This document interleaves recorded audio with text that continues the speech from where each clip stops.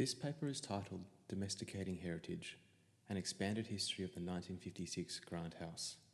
It is centred on this building, which was designed for my grandparents in the beachside Melbourne suburb of Beaumaris by renowned Australian architect Peter McIntyre in 1956.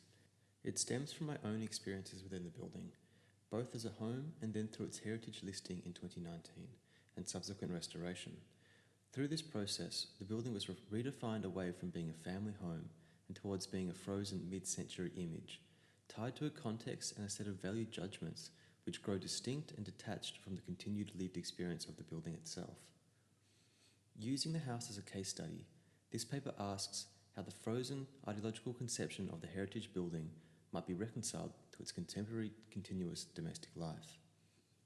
Drawn equally across built form, family history, ecology and archaeology, alongside discussions with the architect himself, it outlines firstly an expanded narrative for the site, beyond its mid-century origins, to include the subsequent 6 years of its life. Then, through speculative additions to the property, it acts as a case study for how this narrative may be reified in a heritage practice which celebrates alteration and change. The Grant House can be used to read the history of both post-war Melbourne architecture and post-war Melbourne itself.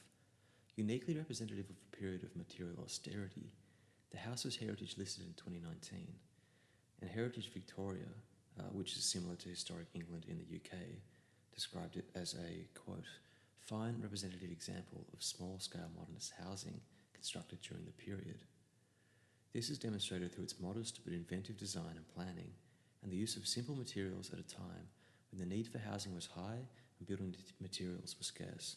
While the house reads as an allegory for post-war Melbourne, its continued existence beyond its lifespan of 20 years reads as a testament to both the building itself and those who dwelt within it. From the outset, the family loved the house. It was breezy, open and distinct, even in the suburb of Beaumaris, which was a hub for experimental architects. There were none like it. My Aunt Sue remembers children stopping with awe as they ran through the house, admiring the aubergine ceiling and bedrooms of bright yellows and reds. Peter McIntyre would describe the optimism and experimentation of the period and the suburb itself. So the swimming pool was over, and all the drama of doing the swimming pool and everything was finished. And there I was starting my own practice, and I developed a method of building a repetitive house that would be more economical than the standard framing house. And it was all based on spanning and based on a framed construction rather than building whole walls that were framed. It was just infill. So I used the concrete slab, which was absolutely new in those days, but that enabled the integration for inside and outside. And then it was a series of columns with trusses, and the walls would do the bracing to hold the building up laterally. And I used stranded panels. Beaumaris was just covered in tea tree, and they just made a little track through the tea tree street. There was no footpaths. It was just all, from memory, I can't remember whether the road had some bitumen on it, or there was just, I think it was a sand track. The joyful experimentation of the period was not without its drawbacks. The house leaked constantly, and the felt roof would peel off at points. Constantly under duress then, the house had no expectation of longevity, yet the house did not abide for so long without work. Countless patches, paint jobs, failed experimentation and refurbishment, infilled rooms, a new kitchen, a shed and a new bathroom. The building exists now as a palimpsest of bracing gestures, a house literally made of straw, held up by 70 years of helping hands. When it was heritage listed, however, this history and the use and reuse of the building was lost, or at least stricken from the record. It was reverted back to a white box, reduced back scientifically to a set of built criteria. It is an evaluation which lies far beyond the building's reality as a poorly insulated small building on a large and lucrative suburban block. Yet more importantly, it is a conception in which our memories of the place and its alterations over time were of no consequence, and ultimately irreconcilable to the canonical history of the building.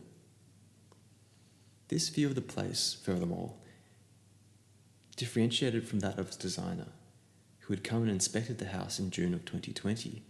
We were interested in the architect's input into the scope of works which were to take place, yet assumed, perhaps naively, that he would feel a certain sentimental weight in the decisions he had made over 60 years before. Confronted then with scraps of original colours, intact light fittings and the famous bowstring trusses, he was amused perhaps, but not at all taken aback. To Peter, this history was not something to be idealised, objectified.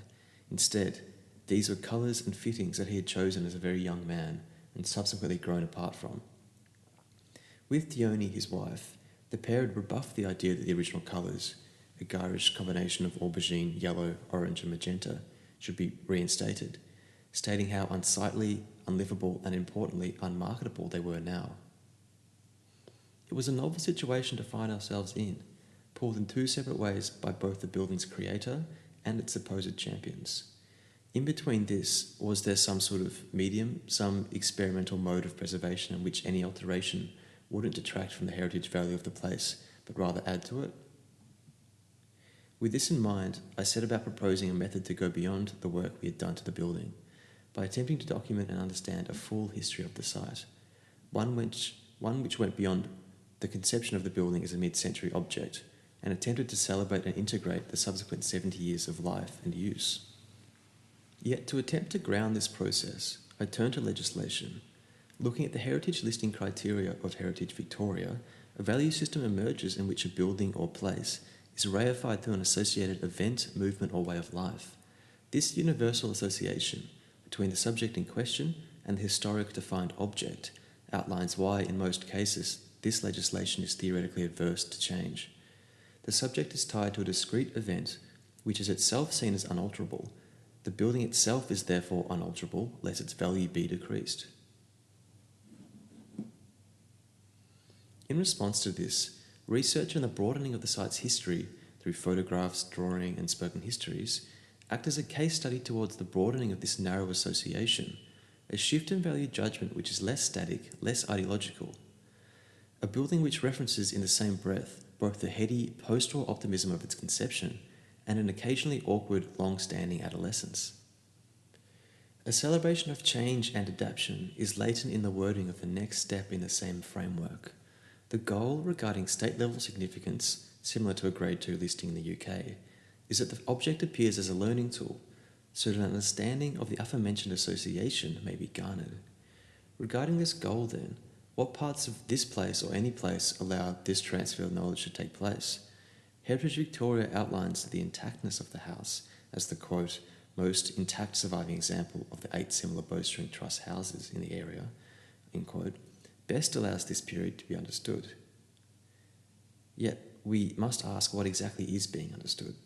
Its significance, as is routinely mentioned, is in its bowstring trusses and the resulting roof form, its concrete slab flooring, its application of ceramic wall sections. Yet the intactness of the whole does not belie the effective illumination of these individual decisions. Essentially, in a residential context, none of this is broadcast. In being the least intact that it has been in its lifetime, the building broadcasts the most about its materials, construction, and genesis. Once the building is hermetically sealed, however, it loses this ability to inform regarding both its construction and the life it enables. If the goal of the work was shifted away from preservation for preservation's sake towards the broadcasting of knowledge and history, then a new heritage starts to coalesce from within the legislation. It recalls a quote from Mark Wigley, who described preservation in an address at Columbia as, quote, a forward-thinking celebration of life, that it is a way of looking at something which seems to be fading or gone and incubating new life within it. Work done to the property, then, might act as both a continuation of its narrative but also as a didactic tool, as points at which both the original building and its place within a contemporary reality might be better understood. In this way, the existing shed might be re-evaluated as an important marker for the scale and lack of storage in the original. The unused front entrance is forgotten, representative of a shift towards the driveway as a focus for entry. This expanded narrative then might be used as touch points for a practice which goes beyond preservation of the building's 70-year-old intention and instead preserves and importantly celebrates the life which still exists within it. It is a way of freeing the site to allow for the canonisation of both alterations and more intentional acts.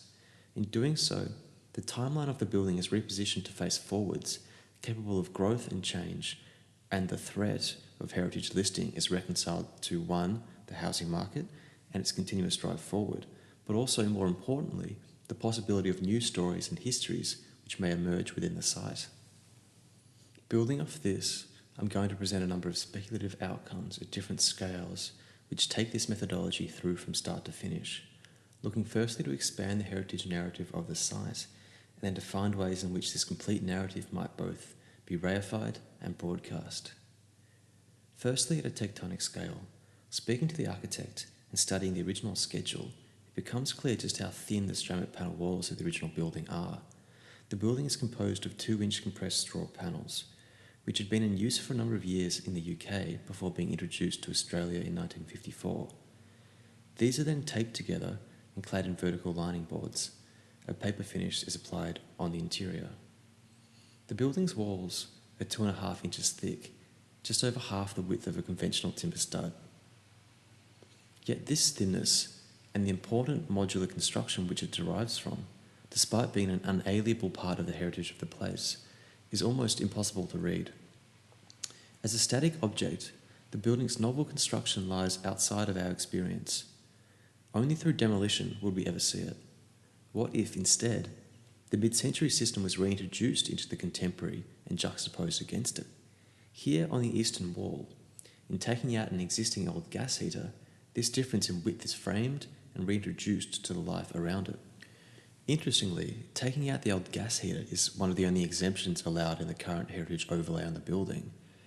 This small gesture, however, shows just how much a heritage which celebrates change can do in broadcasting the building's history. Indeed, against the weight of history and existing heritage legislation, work of this kind is most potent in small moments. To attempt then to enact some great sweeping changes to the existing building would belittle both my appreciation of the building itself and the web of family, personal and architectural history that it represents.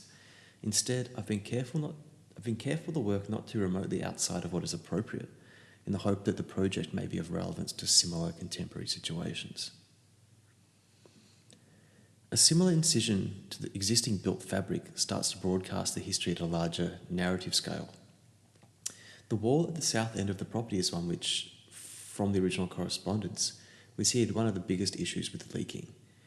At one point it apparently flooded into that bedroom, and the builder and McIntyre himself tried a whole range of solutions to try and stop the water ingress above the concrete slab. Here we see some of that correspondence, and it's something which I dealt with personally as I lived there, leaking and dampness coming under the walls, and I seem to remember at one point stating that it was raining in my bedroom. But peeling away these layers and acting on the building in an active way allows the experimentation of the design and its drawbacks to be celebrated. When Dad and I peeled back some of the original carpet when we renovated the home, we were obliged to hide the staining on the slab, yet now looking back and reconsidering a heritage practice from first principles, it really should have been seen as an opportunity to tell the building's story. In cutting an opening through this wall then, we can start to read firstly the materiality of the straw panelling completely uncovered, but also these marks on the concrete floor, which are sealed and then celebrated. This image also alludes to what this expanded heritage framework can do at a larger programmatic scale, as the expanded history and use of the building is referenced in a way which goes beyond the building's initial intentions. This new laundry beyond, which links the existing building to the addition at the rear of the property, references the original kitchen, but importantly references not its intended use, but its use as an entry and a laundry. What was supposed to be a side access due to its tiled floors became a primary entry and a place to clean shoes and dry off clothes. This adapted use, then, is celebrated and enshrined in the entrance to the new extension. These changes over time, and the knowledge they impart, are recognised within the site and the addition I've proposed, a new third volume which continues the same legacy of scale and use as McIntyre's design. However, the work is indebted to an understanding of the Grant House as a home, rather than as a historical object, and uses this broadened heritage as a trajectory to bring the ensemble together into the future. The addition extends the narrative of the existing building, but at all times questions value and judgments inherent in its preservation. Spatial qualities, circulation patterns, and memories are preferenced over flat visual reference. A juxtaposition of bright, open living spaces to darker, quiet bedrooms is preserved. Visual references to curved roofs, green paint, and lining boards are not. Importantly too, where they have emotional and physical value, parts of the additions, the renovated kitchen and shed, are retained. Their history is reified and uses points through which to continue the legacy of the home and its occupants. Any building is a palimpsest of alteration and use, when it is opened up, either literally or conceptually, as in the extension to the rear of this property. Its entire history may be read and, importantly, reread within the confines of our vast contemporary built paradigm. When my dad built the new bathroom in 1982, he simply tiled over the external wall and extended the existing slab. Rather than simply demolishing this entire project to attempt to revert the house back to its original state, this legacy might be revealed and celebrated. A range of colours, tiles, old wallpaper and fittings, an ode to the needs of a family which grew with its house and tastes which changed over half a decade. In making these sorts of decisions, the building may be used not only to broadcast an understanding of its original context, as per traditional heritage legislation, but also to understand its place within our own context. In this process, the scope of heritage practice is recontextualised away from preservation and towards the manner in which the historical value of preservation might give way to the value of change. This shift is the reconciliation at the heart of this paper. If the stated goal of domestic heritage work can be restated as such, then the perceived threat of heritage can be reconsidered, and an expanded domesticated heritage used to bring a building's history not only into the present, but comfortably into the future. Thank you.